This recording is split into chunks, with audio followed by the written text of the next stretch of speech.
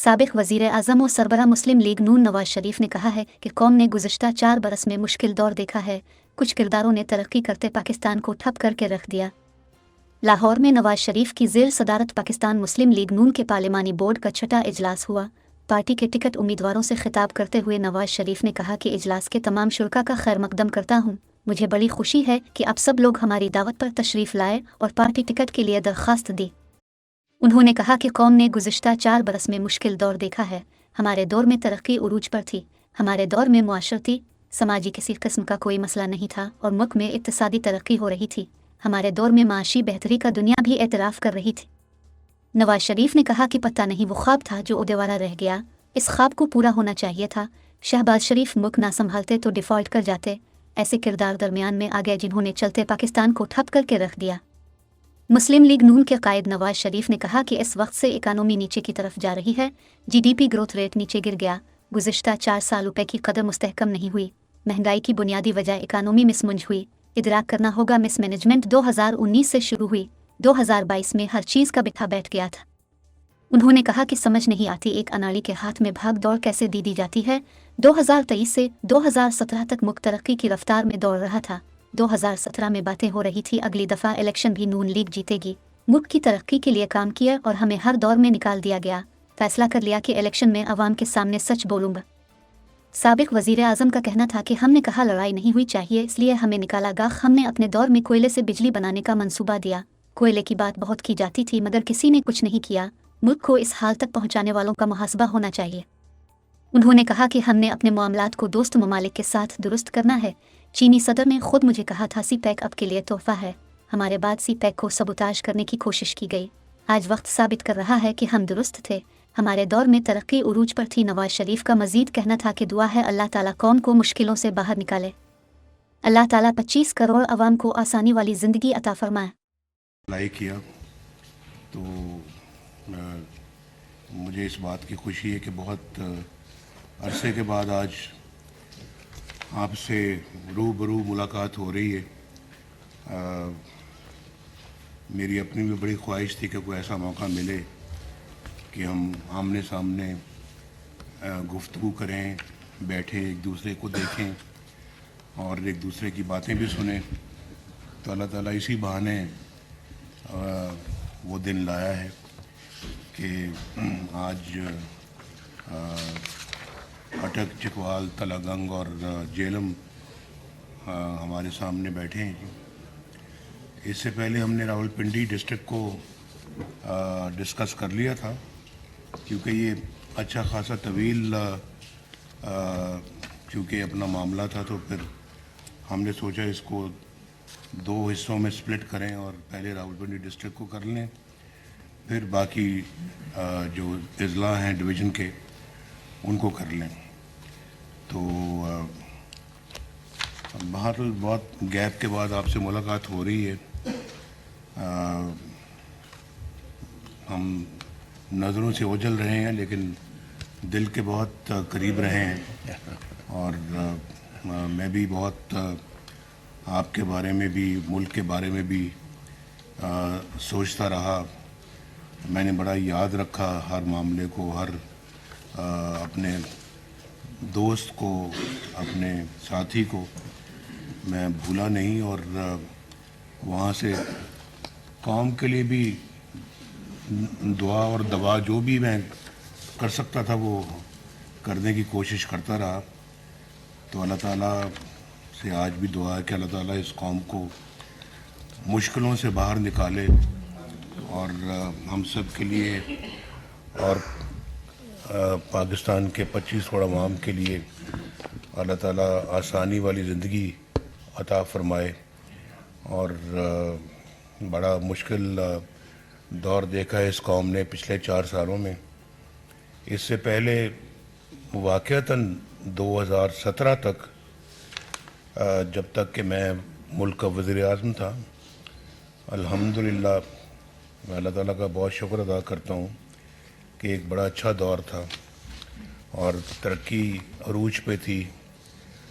मुल्क के अंदर कोई मुआशी, इक़्तिसादी, मुआशरती या समाजी किसी किस्म का कोई मसला नहीं था और हर लिहाज से पाकिस्तान के अंदर मुआशरा भी अच्छी तरह से आगे बढ़ रहा था, फल फूल रहा था, इक़्तिसादी तरक्की भी हो रही थी और जो इकनॉमिक इंडिकेटर्स हैं हमारे वो भी बहुत अच्छे चल रहे थे। दुनिया भी देख रही थी और दुनिया भी इस बात का एतराफ़ कर रही थी कि पाकिस्तान तरक्की की रफ्तार में अब बहुत आगे है और आइंदा चंद सालों में ये न सिर्फ खित्ते की बल्कि इस दुनिया में इंशाअल्लाह एक बहुत बड़ा मुकाम हासिल करेगी। तो वो पता नहीं एक ख्वाब था जो अधूरा रह गया, उस ख्वाब को पूरा होना चाहिए था, लेकिन कुछ ऐसे अवामिल बीच में आ गए, ऐसे किरदार बीच में आ गए जिन्होंने अच्छे भले चलते एक भागते पाकिस्तान को, एक दौड़ते हुए पाकिस्तान को उन्होंने बिल्कुल ठप करके रख दिया। और आपने देखा कि इकॉनमी भी हमारी उसी वक्त से जो है ना वो नीचे की तरफ जा रही है, चली गई। उसी वक्त से हमारा जो है वो इक़्तिसादी तरक्की भी हमारी बिल्कुल बंद हो गई। उसी वक्त से जीडीपी रेट जो हमारा जो है ग्रोथ रेट जो है वो भी नीचे गिर गया और फिर उसी दिन से हमारा रुपया भी जो है वो कमज़ोर होना शुरू हो गया। और उस वक्त आप देखें ना 4 साल रुपया एक जगह पे रहा है और उसमें अपना कोई कमी बेशी नहीं आई। 4 साल, आज तो 4-4 घंटे बाद, उसके बाद 4-4 घंटे बाद रुपया जो है ना अपनी जगह से हिलता रहा। और जब ये करेंसी आपकी डिस्टेबलाइज होती है तो फिर आपकी हर चीज़ डिस्टेबलाइज होनी शुरू हो जाती है। आज अगर गरीबों के लिए महंगाई इस मुल्क के अंदर अगर है, अब पाकिस्तान के अवाम के लिए, उसकी बुनियादी वजह यही है कि आपकी इकॉनमी मिस मैनेज हुई।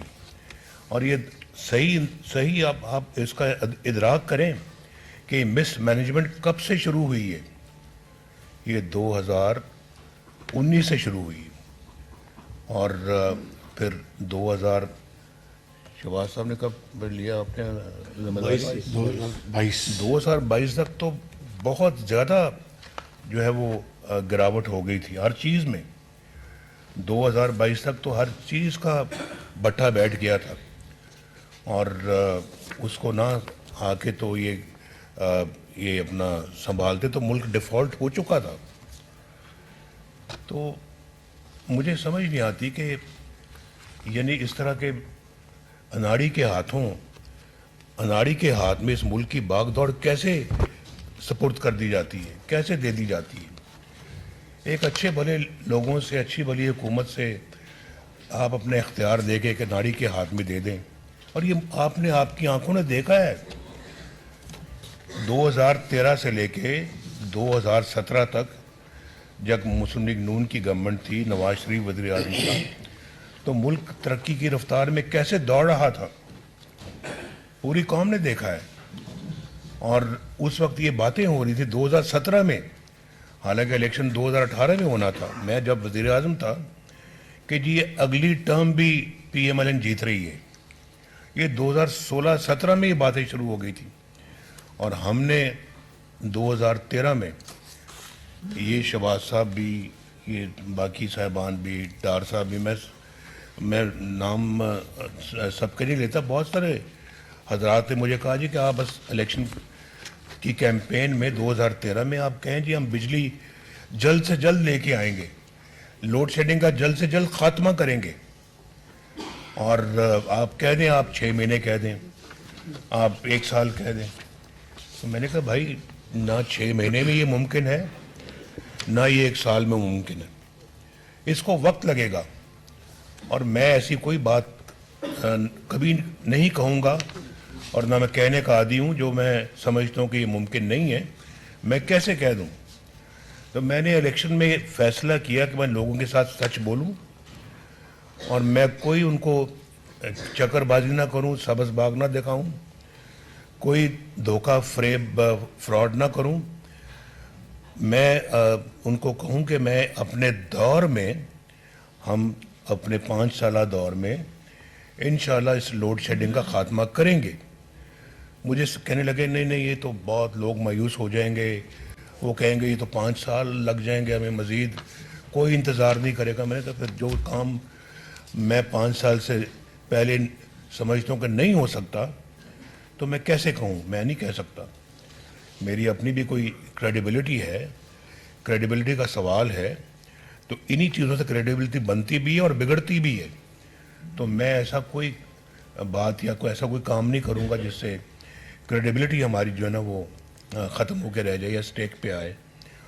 तो मैंने कहा, इलेक्शनों में कह दिया मैंने कि जी हम 5 साल में अपने इस दौर में करेंगे। तो अल्हम्दुलिल्लाह लोगों ने वोट दिया, लोगों ने हमारी साबका कारकर्दगी की बिना पे वोट दिया, और हर दफ़ा अल्लाह के फजल करम से हम आए, हमने अच्छे अच्छे काम किए, मुल्क व कौम की तरक्की वाले काम किए, और हर दफ़ा हमें निकाल दिया गया। क्यों निकाल दिया गया? कम से कम मुझे पता लगना चाहिए कि 1993 में क्यों निकाला गया, मुझे पता लगना चाहिए कि 1999 में क्यों निकाला गया, कि हमने जो है वो मामलात को सही तरह संभाला, और हमने अपना कहा कि हम ये कारगिल में लड़ाई नहीं होनी चाहिए थी, इसलिए निकाल दिया, इसलिए निकाला है। हम सही थे, आज वक्त साबित कर रहा है कि हम सही थे, हमने सही काम किया था, वो फैसला भी हमारा सही था। और हम अपना मुल्क के लिए, जब मुल्क की बात आती है, तो पाकिस्तान की सलामती की बात आती है, पाकिस्तान की इज्जत की बात आती है, वकार को बुलंद करने की बात आती है, हम पीछे नहीं हटते। हमने आगे बढ़ के एटमी धमाके भी किए, चाहे वो दुनिया को पसंद आए या नहीं आए, लेकिन पाकिस्तान तो अल्लाह के फजल करम से मजबूत हो गया और महफूज हो गया। आज किसी की जुर्रत नहीं है कि वो खुदा ना खास्ता आपके ऊपर चढ़ दौड़े या आपको मैली आंख से देखे। तो हमने हर फ्रंट में अपनी खिदमत की अंजाम दी है, चाहे वो इक़्तिसादी है, चाहे वो मुआशी है, चाहे वो दिफाई है, और चाहे वो हमारी फॉरेन अफेयर्स है। हमारे दौर में इंडिया के 2 वज़ीर आज़म यहाँ पाकिस्तान तशरीफ़ लाए, मोदी साहब और वाजपेयी साहब। इससे पहले कब कभी कोई आया था? पता लगना चाहिए कि कब कभी कोई आया था। ये भी एक सिर्फ इक़्तिसादी और जो मुआशी तरक्की की बात नहीं होती, हर शोबे में आपको कारकर्दगी दिखानी पड़ती है और दिखानी चाहिए। और ये कैसे मुमकिन है कि आपके जो है वो हमसाए तो आपसे नाराज़ हों या आप उनसे नाराज़ हों, और उस नाराज़गी के अंदर आप रह के तो आप दुनिया में कोई मकाम हासिल करें। आप अपने मामलात को, हमें इंडिया के साथ भी ठीक करना है, अपने मामलात को हमने अफ़गानिस्तान के साथ भी ठीक करना है, हमने अपने मामलात को ईरान के साथ भी मजबूत करना है, हमने अपने मामलात को जो है वो चाइना के साथ और ज़्यादा बेहतर करना है और मजबूत करना है। यहाँ तो हमारे पीछे सीपैक को भी सैबोटाज करने की कोशिश की गई, और जो सीपैक खुद मुझे आके चाइना के प्रेसिडेंट ने कहा, इन्होंने शी पिंग ने, तो उन्होंने मुझे खुद आके कहा जी कि mister Nawaz Sharif, this is a gift for you from China. तो अब इससे बड़ी एजाज़ की क्या बात हो सकती है? उसको सैबोटाज करने की इन्होंने कोशिश की। उस अपना प्रोग्राम में कितने बड़े मंसूबे पाकिस्तान में लगे, और हमने यहाँ पे, मैं एक छोटी सी फिर दोबारा मिसाल देता हूँ। पिछले 70-50 साल से ये बातें हो रही थी कि मुल्क में कोयला है, इस कोयले से हमें बिजली बनानी चाहिए और इस कोयले का इस्तेमाल होना चाहिए, पाकिस्तान की अपनी मादनियात है, अपनी दौलत है। तो बातें ही बातें होती रहीं, کبھی کسی نے کیا کچھ نہیں. اور کولے بنانے کے لیے ہم نے فرنس آئل باہر سے امپورٹ کرنا زیادہ مناسب اور زیادہ جائز سمجھا. فارن ایکسچینج خرچ کر کے کو ہم فرنس آئل لا رہے ہیں اور اس کو جلا کر ہم اپنا بجلی بنا رہے ہیں. اتنا مہنگا تیل سے ہم اس کو چلاتے رہے, فرنس آئل سے چلاتے رہے, اور اس کے بعد ہم نے نہ زیادہ توجہ دی اپنے یہ اس پہ ڈیمز بنانے پہ, نہ پن بجلی پہ کوئی توجہ دی, نہ کسی اور اپنا نہ سولر پہ اتنی کوئی لیٹ توجہ دی.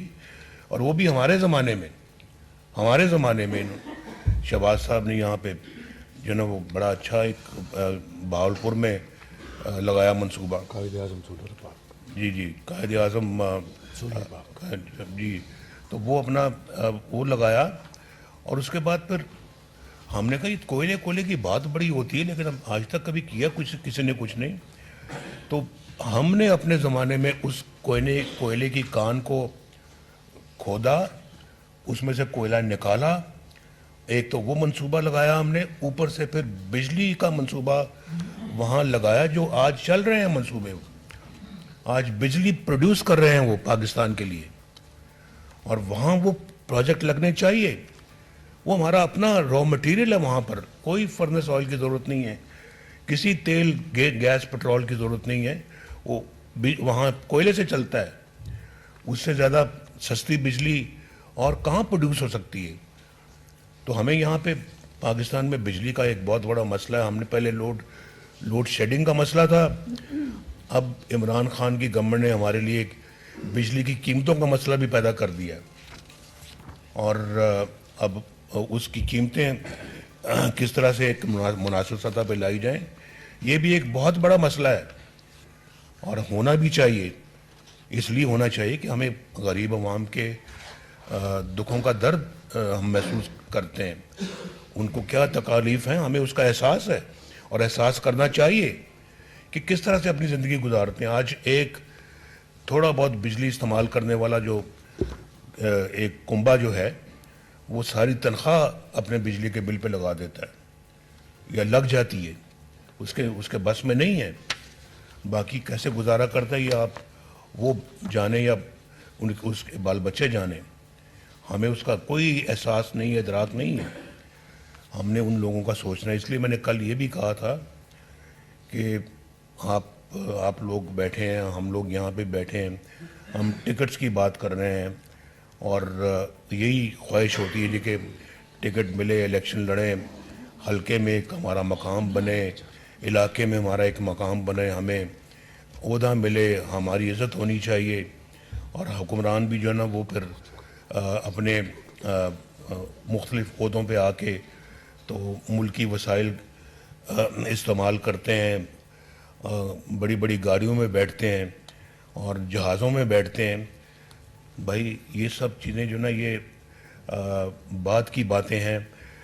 پہلا ہمارا جو ہے وہ مقصد اور جو سیاست میں آنے کا وہ یہ ہونا چاہیے کہ ہم آ کے اپنے ملک کے, اپنے عوام کے مسائل حل کریں, اس ملک سے غربت دور کریں, اس ملک سے بے روزگاری دور کریں, اس ملک سے جہالت دور کریں, پسماندگی دور کریں.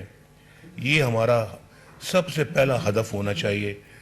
بعد میں اپنے ذاتی جو ہے وہ وقار اور اپنی ذاتی عزت کی بات ہونی چاہیے. وہ بھی اللہ جس کو نصیب کرتا ہے اس کو ملتی ہے, ورنہ نہیں ملتی.